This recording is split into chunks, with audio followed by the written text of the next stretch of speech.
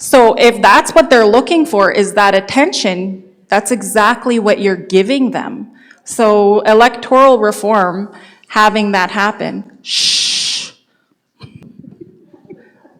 CommonSenseLoonie, that's my tune, bringing truth to the red and white moon. Personally, I am a man. Greetings, folks. CommonSenseLoonie Rex here with a special report on last night's Battle River Crowfoot candidate debate.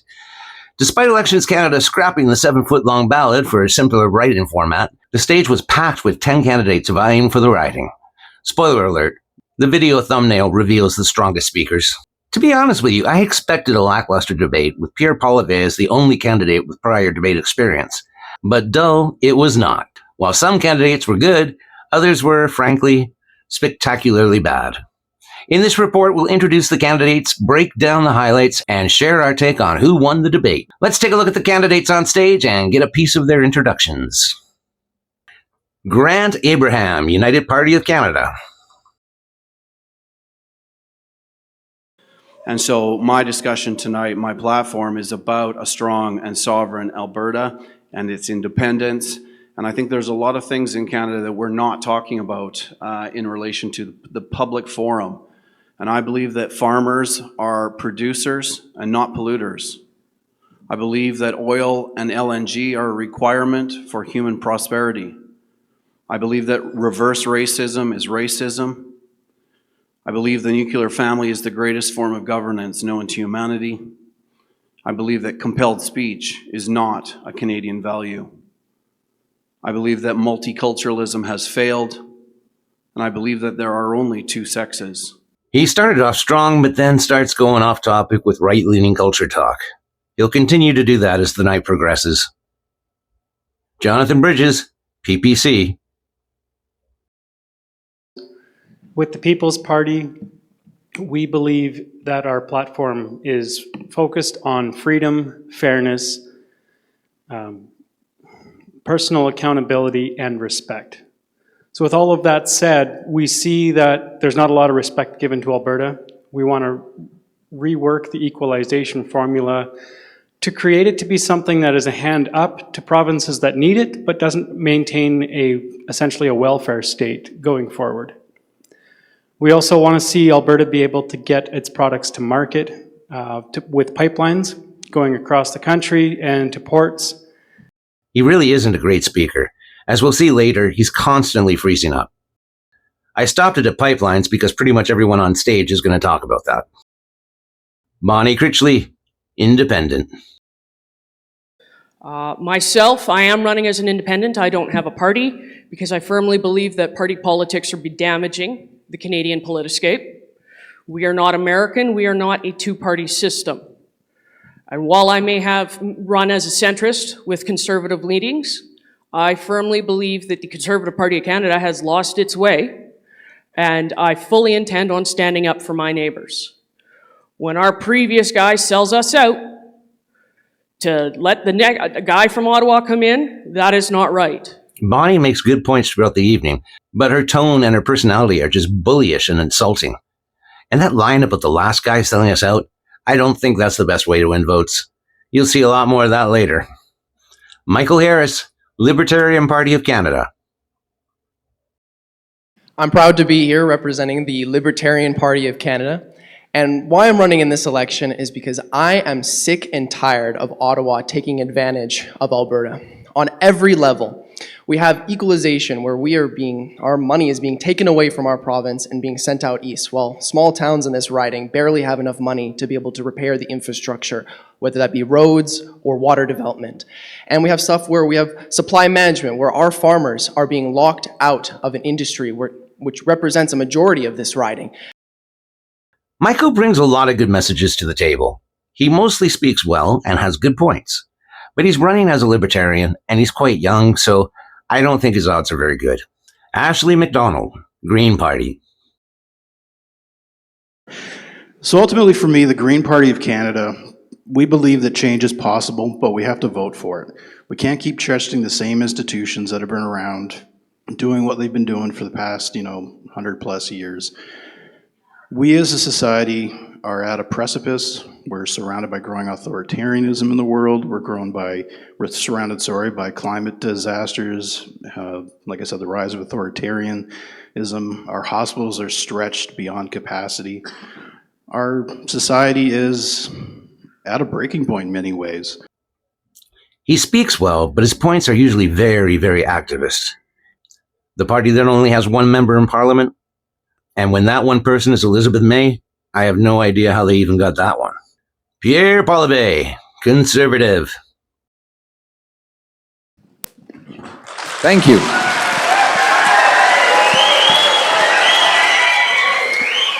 Thank you. Right off the bat, it's pretty clear who the audience wants to see. Thank you very much to the chamber. Thank you to the fellow candidates, though I think that there are about 190 of them that are missing. The local issues and provide national leadership to fight against the electric vehicle mandate, because driving a pickup truck is a local issue in the communities across this region. To fight for law-abiding firearms owners, to fight for farmers, and to expand our military. These are local issues that require national leadership, and it would be a privilege to provide.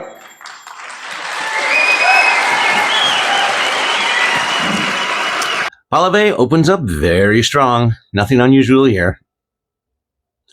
Darcy Spady, Liberal. And by the way, he doesn't want to be Prime Minister.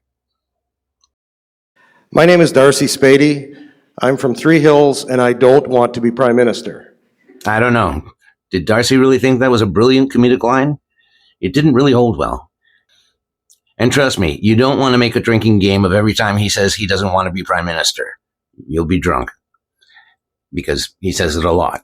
By the way, there's going to be a lot more comedy with him later. It also made me realize that the people of Battle River Crowfoot need a centrist option. I haven't seen one since about 1978. So I would really love to be your responsible representative in Parliament. I would love to be your member of Parliament and sit on the government benches where I could participate in caucus of the government. Thank you. Sarah Spanier, Independent. Hi, everyone. My name is Sarah Spanier, and I am running as an independent. And one thing that I've heard all of these amazing people do is talk at you. They haven't offered you guys any solutions on what they're going to do. And that's what I want to do for you guys. I am not here to toe party lines. I am here to listen. She goes on and on just to say she's going to listen and lists off the various issues with no solutions except listening. Reminds me of a certain Prime Minister, Mark Carney. Katherine Swampy, NDP. But as we all know, we're basically sacrificial lambs when we come out here. It's almost a guaranteed loss. So why are we running? Katherine Swampy makes it a point to highlight that she has no chance of winning. I'm not even sure why she showed up. Jeff Willerton, Christian Heritage Party. In 2007, Stephen Harper, along with a certain minister named Pierre Poilievre, signed the United Nations Sustainability Act, leading to Chrystia Freeland declaring a third of Alberta off-limits to development a few years ago. And in 2009, the same Stephen Harper signed what was called the Codex Alimentarius. That strange-sounding beast regarding the labeling of food and drugs paved the way for the Red Team's assault on our natural health products industry in 2023. So one sets up the shot, the other takes it. The cause and effect may at times be years apart, obscuring the connection, but that's how it works when you have two major parties that are wings of the same bird.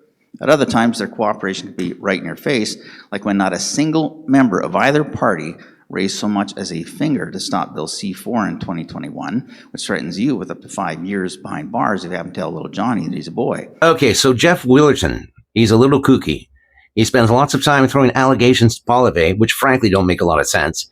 And he has a tendency to go off on tangents, similar to our United Party candidate. Many Canadians recall when a single income such as that of a postal worker, assembly line worker, or rig hand was sufficient to support a family.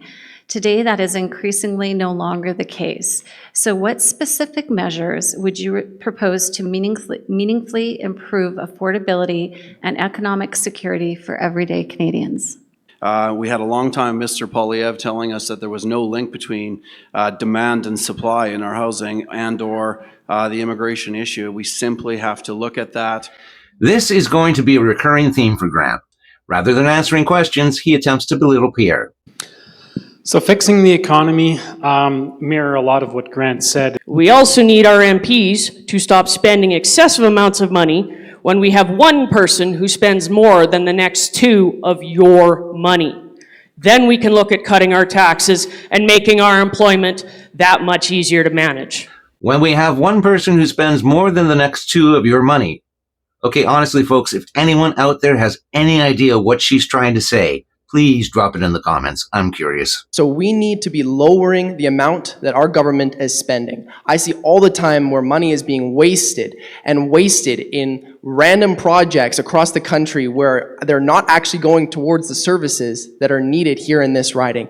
And to top on to that, after we got the welfare state, we need to get rid of all taxes here in this country. All right, let's get started with the comedy. Ashley MacDonald gets the Rodney Dangerfield treatment. No respect. No respect. Thank you, Ashley. Pierre. That was Michael. It's my turn now. Oh, I'm so sorry. Go ahead. I feel bad. We got your names turned around on the script, so my apologies, Michael. That would be Ashley again. Okay. You have to have one faux pas. I can't be perfect, right? Sorry about that, Ashley. Just so we're clear, when we go into the ballot box, I'm Ashley MacDonald. We'll in turn create more jobs, create more industry within Canada, take our raw materials out of the hands of foreign governments who can control everything and sell it back to us at a higher cost. Then in addition to that, we are also very firmly against, wanting to end poverty. Whoa. Did you just say you're firmly against wanting to end poverty? Let's hear that again. We are also very firmly against, wanting to end poverty. Well, you heard it here first, folks. The Green Party is against ending poverty. Supply and demand. The government is boosting demand and limiting supply. They're boosting demand through out-of-control immigration and money printing that adds more money and people than new products for them to buy.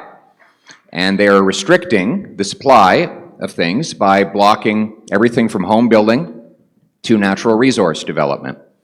Okay, in the next statement from Liberal Darcy Spady, he's going to say something that doesn't go over with the crowd very well. But I want you to look at Pierre and picture what he's thinking. What do you think he's thinking? Comment below. I like Mark Carney's government and his approach to leading from a position of experience. He has been the central banker for two major economies in the G7. This is significant. And when I see his actions now, I'm impressed. So for me as a farmer, I want commodity prices for my crops to be good, and he is working on that by getting the economy going east to west, as well as unrupturing the foreign markets. In our next segment, you're going to hear a unified response from almost every candidate. But there's going to be a little bit of a circus at the end. So Alberta's population, we've already heard some of this already in some of the answers, but Alberta's population is growing rapidly, raising concerns about pressure on public services, the treatment of newcomers, and the ability of infrastructure to keep pace. Do you support increased immigration, and how would you ensure newcomers are protected and supported while ensuring services can meet the demands of a growing population? The People's Party's position on immigration at the moment is that we need to actually just press pause. Well, I think Jonathan said it best, controlled immigration. Honestly, I'm going to agree with Bonnie on this because a lot of the times people like to blame immigrants for a lot of problems in this country. And most of the time, you can probably blame the welfare state. A lot of the times, our government is just handing out cash to new people in this country. Immigration must be planned and responsible. The Liberal government made a serious error when they took the advice of McKinsey and Company and set an annual immigration target of 500,000 people with no plan on where these people were going to live, what communities are going to go to, and how we are going to build and adapt these communities to all these newcomers.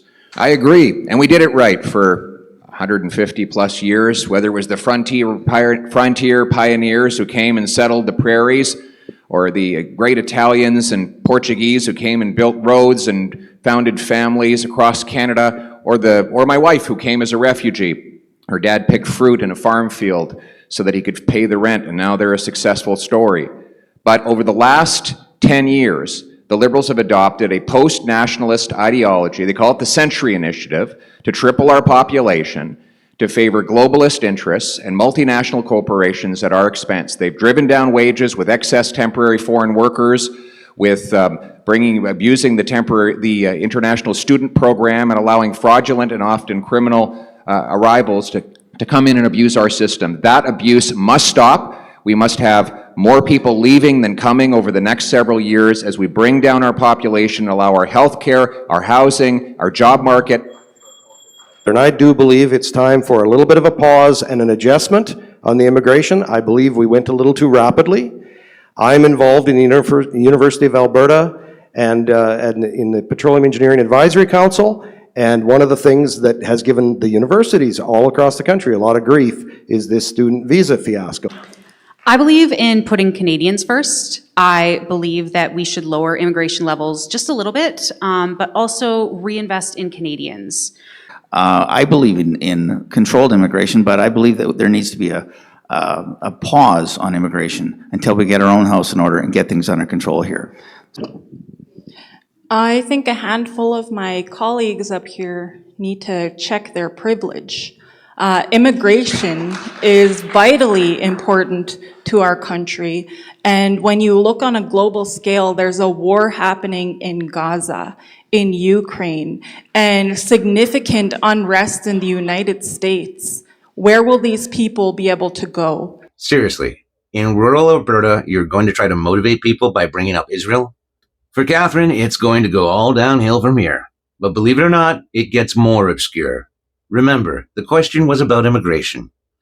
Grant, come on down. I'm a very proud Western Canadian. I'll tell you this, you guys are being sold a bill of goods here tonight from Mr. Poilievre because he's talking to you about unleashing our energy sector.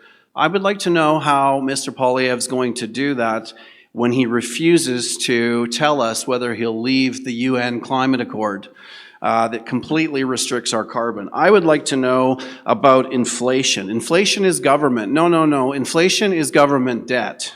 So given that several candidates do not reside within the boundaries of this riding, what does local representation mean to you? And what specific actions will you undertake to ensure the perspectives and priorities of the constituents are authentically represented? This question seems to be the most important question to a lot of the candidates. Should it be? Would you rather have the leader of the opposition representing your riding? Or would you rather have an angry independent with no real power? Comment below. Oh goody, you found my favorite one. I absolutely 100% agree. If you want to run for an area, you need to live here. I believe first and foremost, you have to be able to live in the riding to be able to represent it. Number two, you have to be able to show up to all the events. You have to be able to go from town to town. This is a big riding, and talk to every single person in this riding that you can. Well, right off the bat, I'll admit, I do not live in this riding. I live in Red Deer, so I'm adjacent to the riding. I'm not thousands of kilometers away. Look, I'll be honest, having a leader of a political party as your local member of parliament is a trade-off. On the one hand, the leader, in truth, lives in hotel rooms, in low-budget hotel rooms across the country. I can assure you, they live in St. John's, Newfoundland one night, and in Sault Ste. Marie the next, and maybe Port Alberni after that. At the other side, though, is that leader can bring a very powerful megaphone to the local issues of the community. For example, getting a pipeline built from Hardisty over to Prince Rupert or to Kitimat, that is a local issue that requires national leadership. Protecting your right to own a hunting rifle, that is a local issue that requires national leadership. Fixing the prison in Drumheller is a local issue that needs national leadership. I will provide that strong. I'm Darcy Spady. I'm from Three Hills, and I don't want to be Prime Minister. Kudos to you, Pierre, for being. I think the people of Battle River and Crowfoot are interested in the truth. The truth is the Conservative Party voted for Bill C-4 that will criminalize you if you stop your child transitioning. Each of you will go to jail for 5 years. Pierre Poilievre talks about faith, family, and freedom. It's a sham. And I think the other conversation we continue to need to have is what is really going on, what's going on in this country. Okay, Grant, you've got my nomination for Nutball of the Night. This one is around healthcare and social services. So Canada's public healthcare system is a core part of our identity, yet many are concerned about the quiet rise of privatization, services being outsourced, user fees increasing, and private clinics becoming more common. Do you believe this trend threatens universal healthcare? And what would you do to protect and strengthen our public system? First of all, I want to point out the Libertarian Party is in favor of private healthcare. I personally believe in a little bit of a hybrid system where we still have free healthcare for those that can't afford basic access to healthcare, while still allowing healthcare for those that can afford it if they want to pay for it. We have 20,000 immigrant doctors, 32,000 immigrant nurses who cannot work because they can't get a license. We have a red seal that's already in place for the trades, a national license for the licensed trades. We should do the same thing with a blue seal based on a high standard that immigrant doctors can take a test, prove they're qualified, and get to work in our hospital. Thank you. I love the Canadian healthcare system. I've been a user of it my entire life, except for when I was out of the country. And I think we have the greatest system on earth. And frankly, the present government and the work they're doing to make sure it's consistently across all the provinces is a lot of work, and I'm happy the way it's working. Is Darcy really trying to get votes, or is he just a walking commercial for Garney? An estimated 6.5 million Canadians don't have a doctor, and the problem is only getting worse. And when Pierre Poilievre was in government with Stephen Harper, he cut $43.5 billion in healthcare transfers. All right, fact check time, folks. Stephen Harper did not cut $43 billion from healthcare. He changed the funding formula in 2011. So federal health transfers grew with the GDP, which was at least 3%, instead of a fixed 6% a year. This meant provinces got less money than expected over time, but actual funding still increased, so it wasn't a direct cut. Well, first off, I want to pull everybody's attention to the fact that Monsieur Poilievre totally skipped the accountability portion of the government accountability question. But carrying on, I do appreciate that he reiterated my point about immigration and not the Canadian government not accepting the governments and the qualifications of people. So serious concerns have been raised regarding the fairness and effectiveness of Canada's electoral system. What is your position on electoral reform, and do you support transitioning away from the current first-past-the-post model? If so, what alternative system would you advocate for? Just a quick point of reference. Ashley is about to mention Damien. He's referring to Damien Currick, the MP who won the riding previously with about 85% of the vote, but chose to step down so Poilievre could run for his seat. Damien got, what, 84, 85%? So there's about 16% didn't vote for the Conservatives. Yeah, it's an amazing thing to get that many votes, but those 16% of you that didn't vote for him were ignored. First of all, this longest ballot thing is a total scam and it must be stopped.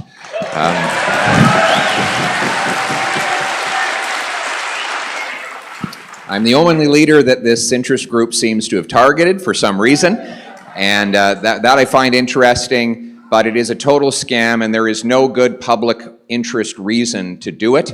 I think anybody should be allowed to run, but they should have to get unique signatures and they should have a unique financial agent. If you did that, you'd guarantee this would never happen again. When God willing, if I have your support and I get to Parliament, I will put forward legislative changes to make sure that this never happens again anywhere in Canada. As far as being a Canadian, and as far as our system and the workability in the world, I had the privilege as international president of the Society of Petroleum Engineers of traveling in that term of 3 years to 49 different countries. And my pride grew with every country because there are so many places that have systems that don't work, systems that are corrupt. So I stand here as a proud Canadian, and I'm proud of our Prime Minister, and I'm proud of our system, and it works generally, and I would love to...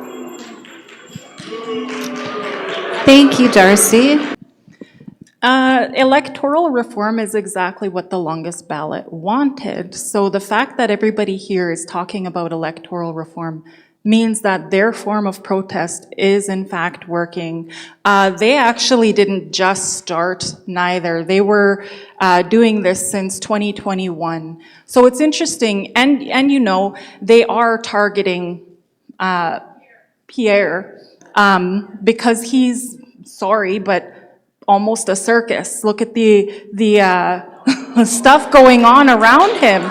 They know it's going to cause an uprising, and they want people to speak out about it. So if that's what they're looking for, is that attention, that's exactly what you're giving them. So electoral reform, having that happen, shh. You're giving them what they want. Ooh, and Catherine pulls out the shh card. Brave. Let's watch that again in slow motion. I think electoral reform is long overdue in this country.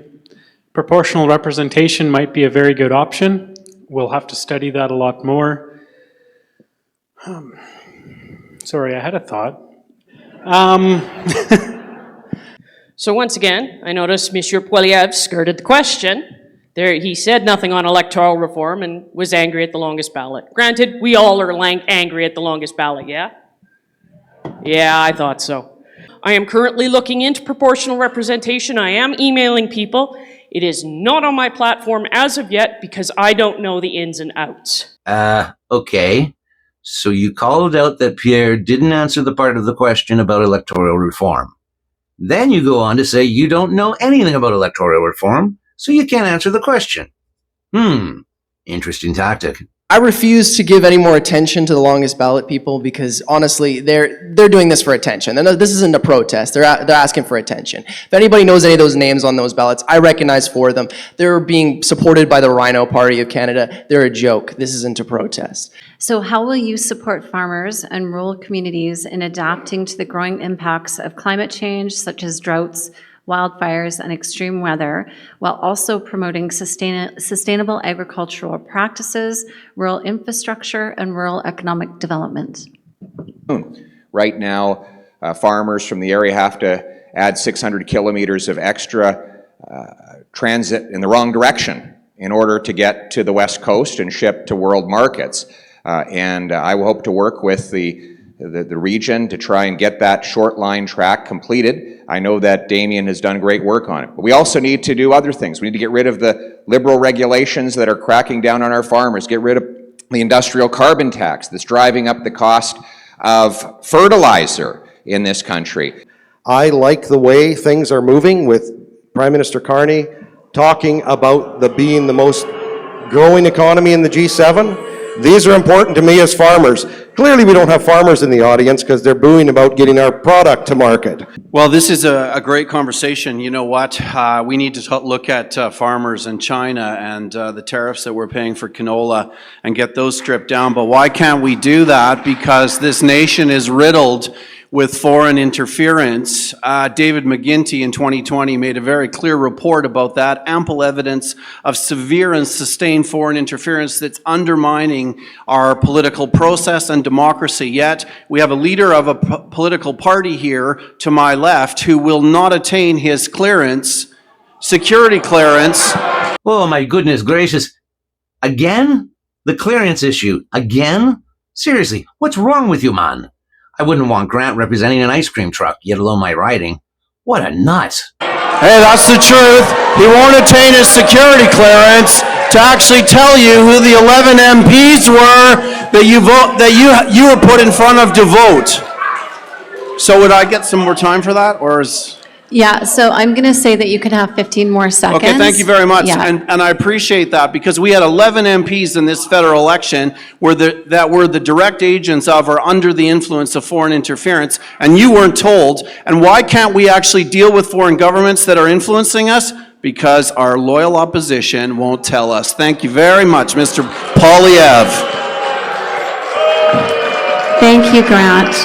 And it is limiting the amount of produce of milk, poultry, eggs, all of that, all of the above, every single month. And if you go over that quota, well, it's got to go in the garbage. I've been going around talking to a lot of farmers in Drumheller, Acme, and Three Hills, where they have to dump hundreds of liters of milk every single month because of this policy. I'm the only candidate that's on this stage saying that we need to end the policy of supply management now, not later. We need to end it now. Thank you. So this will be our final question of the evening, and Darcy, we're going to start with you. So around education and workforce development, student loans are a giant financial burden to young Canadians, but education is required for even basic jobs. Given restrictions on international students and a lack of university funding, how will you ensure Canadians can access affordable, top-tier educations without drowning in debt? We need to support skilled trades. With the Build Canada program, we need more tradespeople. We need competent tradespeople to be operators on oil and gas wells. We need to be educated at every level, and we have the best system. We need to keep and maintain the best system. I'm very, very educated, over-educated. I don't know if there's a job out there that really needs all this education. But I had a point to prove, and I proved it, I guess, that I can make myself crazy. Anyways. I agree that we need more education, but if you have spent the last 4 years getting a degree in gender studies, I'm not responsible for that. Sorry, that's on you. Oh my goodness, that got nasty. Did you notice he was pointing at Catherine with his thumb when he was making that comment? Do you actually need a university degree to get a good job? As a mechanic, I had a high school education. I went into an apprenticeship. 4 years later, I was making very good money, and I had no student debt to pay off. We have student counselors that are straight up lying to students, telling them that they have to go to university to make anything of themselves. And then they end up with hundreds of thousands of dollars of student debt that they can't pay back because they're getting a job that only pays sometimes 50, 70% of what I make as a mechanic. In all seriousness, this will actually be Jonathan's best response of the night, mainly because he remembers what he's trying to say. Good paying jobs in this province are from trade jobs, not from university jobs. Let's get more people into trade jobs, please. Thank you. Our universities are not equipping people with the right skills. I got a university education, U of C, it was great. But I'll tell you what we need is more emphasis on the trades. We need more of the people who can make stuff, move stuff, fix stuff, and move stuff. And we need to shift more of our resources to making it possible for our young people to sign on to the trades. So now we're going to go to 2-minute closing remarks, and we're going to go in reverse speaking order. So I would like to invite the candidates again to provide a 2-minute closing statement. Now, many of you will be familiar with the parable of the Good Samaritan. In it, there's a wounded man in a ditch who had an unfortunate encounter with some robbers, and the upstanding religious people of his day walked right by him. Thankfully for him, a Samaritan with a functioning conscience stopped and gave him some help. Now, that man in the ditch today isn't a man. He's a boy who's had it drilled into his head since his first day of school that he might be a girl, or maybe he's one of the 2,000 young girls in this country who have had their breasts removed after years of said indoctrination. Or maybe he's the little old lady sitting alone in a hospital bed, hoping the doctor who just walked into the room with a needle in his hand isn't there to prematurely send her to her final reward. Again, I understand this is a losing run for me, and that's fine. I've been doing this for 10 years, right, Sorensen? Yes, but I'll still be here. With an independent, you guys have a shot at deciding how Canada goes forward. You know, this riding could be the determining factor for what passes bills and what doesn't. This vote and your guys' leverage and your guys' voice is more important now than ever before. And that's something that somebody in a party is not going to be able to do for you. Well, thank you very much. And thank you to all the candidates on the stage. I think it's been a great debate. What do you think? A great conversation, and it's not even over yet. And I want to thank all of you, and most importantly, in addition to the great Damien Couric, who's mentoring me and teaching me every day things I didn't know. He tells me, I'm not a farmer, but he tells me if I were that I'd be outstanding in my field. Cutting taxes, or for example, letting our farmers have zero capital gains when they reinvest the proceeds in our communities. That is a local issue. reforming our prisons so that our guards down in Drumheller are safe. That's a local issue that requires national leadership. Fighting against the Chinese tariffs on our canola, that is a local issue. These local issues require strong national leadership, and it would be the privilege of my life to provide both the local representation and the national leadership to the community. Thank you, Pierre. All right, well, thank you, everybody, for coming out tonight. I think we all know this is Pierre's riding to lose here. He's definitely going to win. So please take a chance. Vote your conscience. You feel that you can't get by day to day, and if you want to see lower taxes, lower regulation, an end to supply management, an end to equalization, and the right to self-determination here in Alberta, then I ask that you support me, Michael Harris, Libertarian, for liberty, family, and independence. Thank you. All right, warning, this next part is so cringe. Out of curiosity, who here can vote?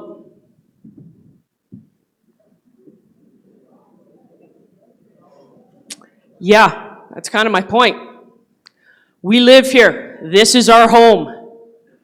And we sure as heck don't want to be doing this again in January now, do we?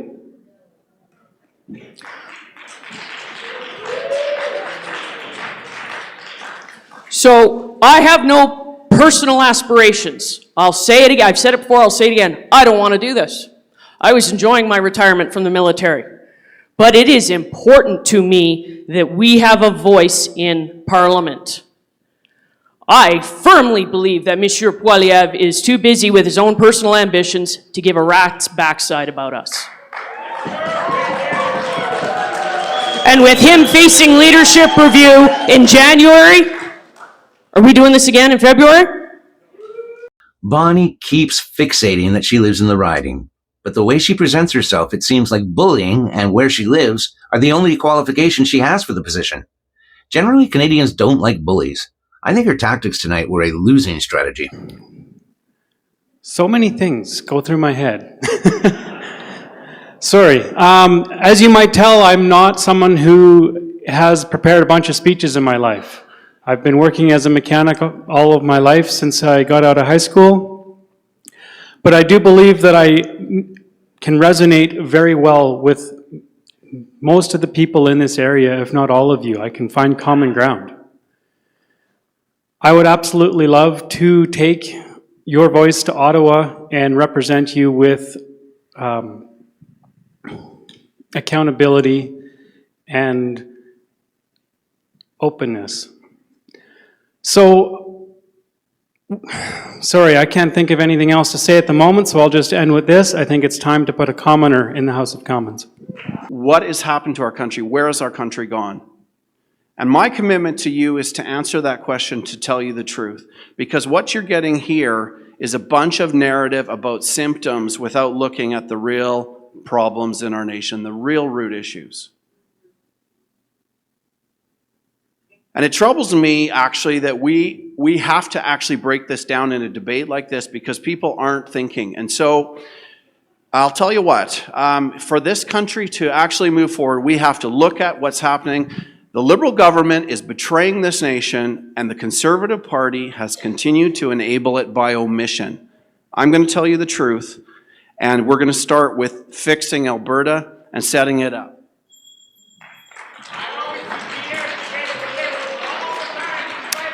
And that's it for the highlights. From Grant's rantings and ravings against Pierre, to Jonathan Bridges struggling to get his thoughts out, to Bonnie Critchley's bragging rights about living down the street, we had quite the show. It was like the Gong Show of debates. Michael Harris of the Libertarians I thought was quite strong, but I don't think he has much of a chance. Ashley MacDonald wasn't bad as well, but announcing that the Green Party was against ending poverty probably wasn't a great idea. Pierre Poilievre definitely had the strongest show and the strongest support for the evening. And on the other side of that coin was Darcy Spady, who wins for the most boos for the evening. Sarah Spanier sounded like she was running for high school secretary. Katherine Swampy was just a little bit out there. When she shh the crowd, it was probably her most notable moment. And Jeff Willerton was, well, kooky. What do you think? Comment below. Who do you think were the winners of the debate? And who do you think performed quite poorly? Do you agree with our assessment of the debate? Let us know. Hope you enjoyed this special Common Sense Loonie. We'll be back with regular reports in our next episode where we're going to look at Doug Ford and his crazy, bizarre, and very Trudeau policy on immigration. We'll see you all later, and stay strong, stay skeptical, and above all else, stay loony. I'm here to cut through the haze, no disguise. Gonna open your eyes to politicians' lies. Canada's great, but led by wackos, it's true. Time for no nonsense, me and you. I'm the Common Sense Loonie, hear my call. Ditch bingo night games, we'll fix it all.